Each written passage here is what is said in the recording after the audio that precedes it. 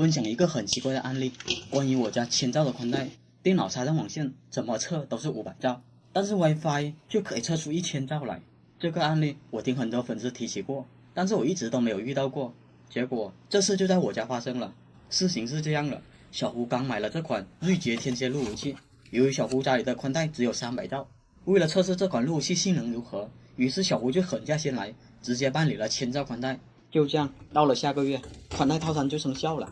当时我是打算先测试运营商有没有给我升级成功，所以我就用电脑插到光猫上测试一下光猫的宽带是否达标先。当我点开测速软件的时候，发现我不管怎么测都只有500兆的宽带，我明明升级了1000兆的宽带，不应该只有500兆啊。后面我反复测速都是500兆宽带，这就不对了。于是我就看了一下光猫的接口，我发现光猫4个接口都是1000兆的。我再看了下我的电脑，也是1000兆的接收速率。当时我就确定了网线和我电脑的网口是没有任何问题的。那么我只能进入光猫后台看看它的光衰了。如果出现光衰的情况，网速确实不会达标。这里我就教大伙怎么看光衰吧。光猫的后台地址、账号密码都贴在后面了，我们输入这串地址就可以进入光猫后台了。进来了后台，我们就要找到它的网络测信息，然后再点击 PON 信息。在这里我们就可以看到光衰的信息了，我的光衰在符合范围内的，那不可能只有500兆才对啊。这个时候我只能打运营商问一下是什么情况了，结果不问不知道，一问还真是他们出现了问题。我这边查看到的话，您那个宽带的速率的话，的确是没有不正常，就没有达到那个1000兆。它的确是已经改了1000兆了，但是目前那个速率还不符合，就是还没有达到这个1000兆。我就是后台帮您刷新一下，您先关掉您那些光猫设备，然后10分钟左右再重启看一下。行。好的，我就帮您刷新了。还有其他问题可以帮到您的吗？没了。那就不耽误您时间了，感谢您的来电，祝您生活愉快，再见。客服帮我刷新之后，我也给光猫断电重启了一下，一切准备就绪的时候，正当我满怀希望点下这个测试软件的时候，结果宽带从500兆掉到了300兆。这是怎么回事？当时我反复测速了好几次，发现都是300兆，合着我没打电话之前还有500兆，打了电话还给你降速了。于是我又再一次打电话给运营商，这里我就不浪费大伙时间了。反正我第2次打电话的时候，客服说他们也不知道是什么原因导致的，只能给我派遣一个师傅上门查看一下了。过了几个小时后，就有个师傅打电话给我咨询一下我这边是什么情况。喂，你好移动宽带师傅我又把刚才的事情经过都描述了一遍，大概的意思就是我办理了1000兆的宽带，测速的时候只有500兆，被你们客服这么刷新一下，就只剩300兆了。当时师傅听我这种情况也是一头雾水的，于是宽带师傅就和我说，他先问一下客服是什么情况先。我问他们一下吧。你问一下他们咯。就这样，到了晚上，那宽带师傅又给我来电了。现在我已经帮你提到1000兆了。你这边已经提到1000兆是吧？已经处理好了。当时我就好奇问他是什么原因导致的，宽带师傅给我的答案是客服那边出错了。我原以为这一切都搞定了，但是当我在测速的时候，之前的300兆倒是变成了500兆，但是距离我的1000兆宽带还差一半了。于是我又电话联系了下师傅，当时我和师傅叽里呱啦聊了很多，双方好像都没有什么问题。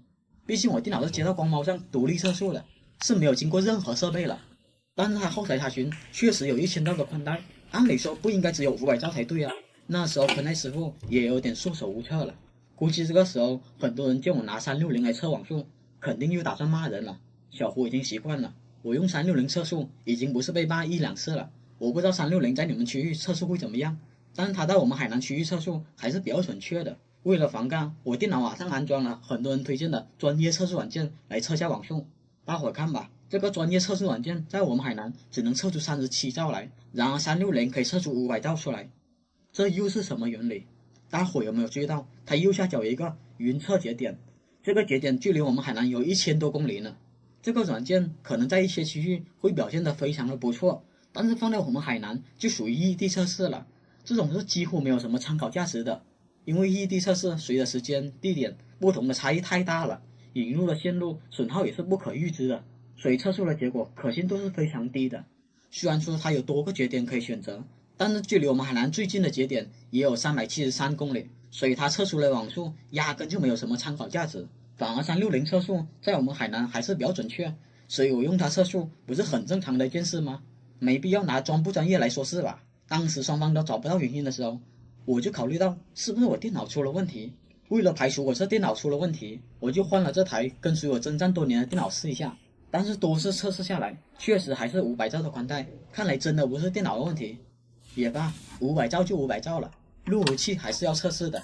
于是我就把路由器接到光猫上，打算测试一下它隔了墙网速会衰减成什么程度。让我没想到的是，这个时候网速就突然飙到了1000兆，这是怎么回事？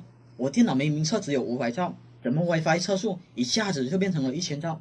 于是我又把电脑再接上光猫上测速了一下，这个时候那奇怪的事情又发生了，我电脑有线测速又变成了500兆。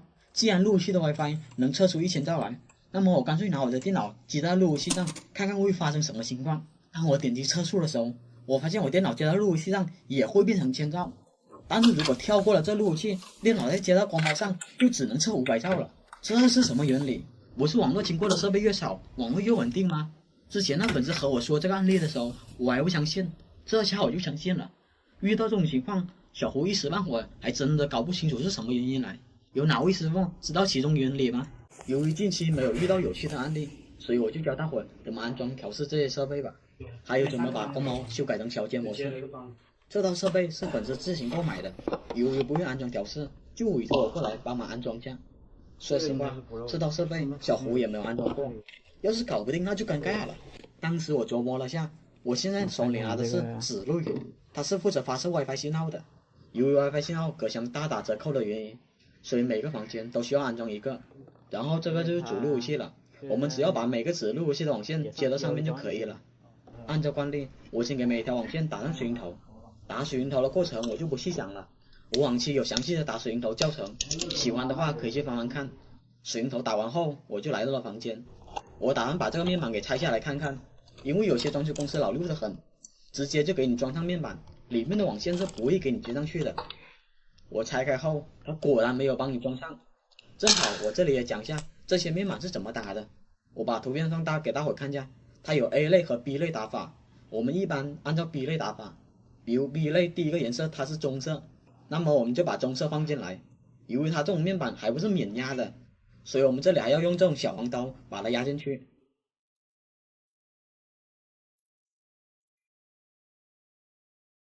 然后我们再看第二个颜色，它是白棕，那么我们就把白棕色的网线放到第二个位置，然后再用小黄刀压进去，以此类推，全部的网线压到位后，我们再把多余的网线给剪掉。一个网络面板就这样给做好了。做完后我就给网线对一下线，本来这个步骤是可以省的，但是就怕网线出现断线的情况，所以这个步骤还省不了。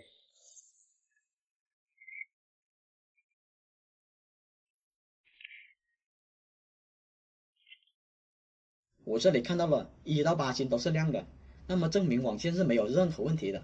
接下来我们就把这个子路由器接到面板上，它背面有2行双面胶，我们只要把它撕开粘到面板上就可以了。接下来我们就看一下它整体的安装效果吧。怎么感觉好突兀啊？它就是很突兀的，没办法，拔不了。它也能拔掉的，到时候替换双面胶就可以。还黑呢，这样的话就不用怕它散不散热了。对。后面的步骤都是一样的，所以这里我就不多赘述了。等我安装完后，接着我们再把房间所有的网线都接到了主路由器上。由于主路由器没有 WiFi 的缘故，所以我要在主路由旁边还要增加一个子路由。我发现它这里的光猫是路由模式的，所以我要把它改成调节模式。因为大多数光猫性能不怎么好，如果光猫是路由模式的话，有时候网络会不怎么好用，所以需要改成调节模式。至于怎么进入光猫后台，有2种方法。第一种是光猫背后都贴有它的后台地址，第二的话就用电脑来查询。步骤是右下角对准网络图标右键，选择打开网络和伊特尔设置，选择以太网，再选择网络和共享中心，我们点击以太网，然后再点击详细信息。通过这个步骤，我们在这里就可以看到光猫的后台地址了。然后浏览器输入这段地址就可以进入光猫后台了。但是往往修改光猫的工作模式是需要超级管理员密码的，一般运营商他是不会给你提供这个密码的。不过好在这个密码网上都可以查询得到，如果查询不到，你可以注意一下登录界面下方有没有这个快速装为入口的选项，如果有的话，那么我们就点击它，再点击录入设置，这里就会跳到光猫的工作模式切换界面了。我们只需要点击调节复原，等待光猫重启后，光猫就变成了调节模式。变成了调节模式后，我们把光猫接到了路由器的万口，就可以开始调试了。一样用刚才的办法，可以查询到路由器的后台地址是多少，这里我就不重复讲了。我们浏览器输入这串地址后，让我没想到的是，出现了意料之外的事情，我被这个管理员密码给拦了。这就意味着这路由器被配置过，当时粉丝也不知道密码是多少了。遇到这种情况，我们只能找到路由器的还原出厂键，然后用牙签长按5秒，这样路由器它就可以还原出厂了。还原出厂后，我们再进来这个界面的时候，它就变成了这样。我们选择开始配置，然后跳到了这个界面，我们只需要输入宽带的账号密码就行了。输入完毕后再点击下一步，它会让你输入 WiFi 的名称和密码，这里我就让粉丝输入他的 WiFi 名字和密码。输入完毕后再点击下一步的时候，这套设备就算是安装完成了。接下来就连上 WiFi 试试网速如何。当时我在客厅测速，算得上是可以跑满宽带的。可以跑满。然后我再来另一个房间，把门给关了。网速它也是可以跑满的。由于当时设备不够了，有个房间没有安装，索性我就来到这个房间试了下。结果宽带从500兆掉到了几十兆，想要网速快的话，看来还是每个房间都安装个才行。好了，这一套设备就算是安装完成了，希望本期会对你有帮助。